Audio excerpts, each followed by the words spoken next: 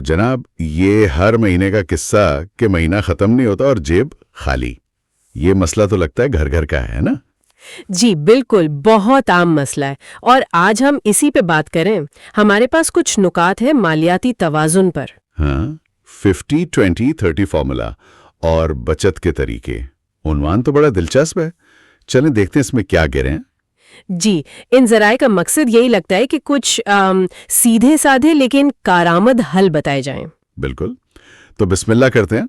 سب سے پہلے یہ 50-20-30 کا فارمولا ہے۔ جی مطلب کہ 50% آمدنی جائے ضروریات پر، 20% بچت میں اور باقی 30% وہ خواہشات کے لیے۔ ہاں، اور اس کی خوبصورتی نا اس کی سادگی میں ہے، ایک واضح تقسیم ہے۔ صحیح، اس سے بجٹ بنانا اور اس پہ عمل کرنا آسان ہو جاتا ہے، ضروریات بھی پوری ہوں اور مستقبل کے لیے کچھ بچت بھی۔ لیکن یہ 50% ضروریات والا حصہ کبھی کبھی یہ تھوڑا مشکل نہیں ہو جاتا؟ مطلب اگر خرچے زیادہ ہوں؟ اچھا سوال ہے۔ دیکھیں، یہ ایک رہنما اصول ہے۔ ظاہر ہے ہر کسی کی صورتحال مختلف ہوتی ہے۔ ہو سکتا ہے کسی کی بنیادی ضروریات ہی 60% لے جائیں۔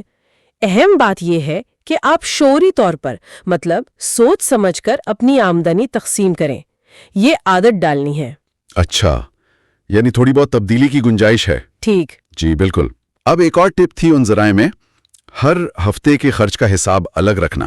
ہاں، یہ ہفتہ وار بجٹنگ۔ وہ پرانے زمانے کی طرح لفافوں میں پیسے رکھنا، یا آج کل تو ایپس بھی ہیں، یہ تھوڑا زیادہ کام نہیں لگتا؟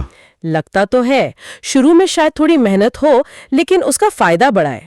وہ کیسے؟ دیکھیں، پورے مہینے کا حساب ایک ساتھ رکھنا وہ تھوڑا مشکل ہو سکتا ہے، لیکن ایک ہفتے کا خرچہ وہ کنٹرول کرنا نسبتاً آسان ہے۔ اچھا، جب آپ کو پتا ہونا کہ اس ہفتے مان لیں باہر کھانے کے لیے بس اتنے پیسے ہیں، تو دماغ خود ہی الرٹ ہو جاتا ہے۔ صحیح، فضول خرچی کا الارم بجنے لگتا ہے۔ بالکل، یوں سمجھیں کہ بڑے ہدف کو چھوٹے آسان قدموں میں توڑ لیا، ورنہ مہینے کے شروع میں تو سب بادشاہ ہوتے اور آخر میں سمجھ گیا۔ اچھا، اب وہ سب سے مزے کی ٹپ۔ کون سی والی؟ وہ 24 گھنٹے انتظار کرنے والی، کہ جب کوئی مہنگی غیر ضروری چیز خریدنے کا بہت دل کرے تو فوراً نہیں خریدنا۔ ہاں جی، کم از کم 24 گھنٹے انتظار کریں۔ یہ تو کوئی نفسیاتی چال لگتی ہے۔ اور یہ کام کرتی ہے۔ اصل میں یہ جو 24 گھنٹے کا وقفہ ہے نا، یہ آپ کے جذبات کو تھوڑا ٹھنڈا ہونے کا وقت دیتا ہے۔ فوری جوش کو قابو کرنے کا طریقہ۔ بالکل، وہ جو ایک دم سے خریدنے کی خواہش اٹھتی ہے وہ اکثر وقتی ہوتی ہے۔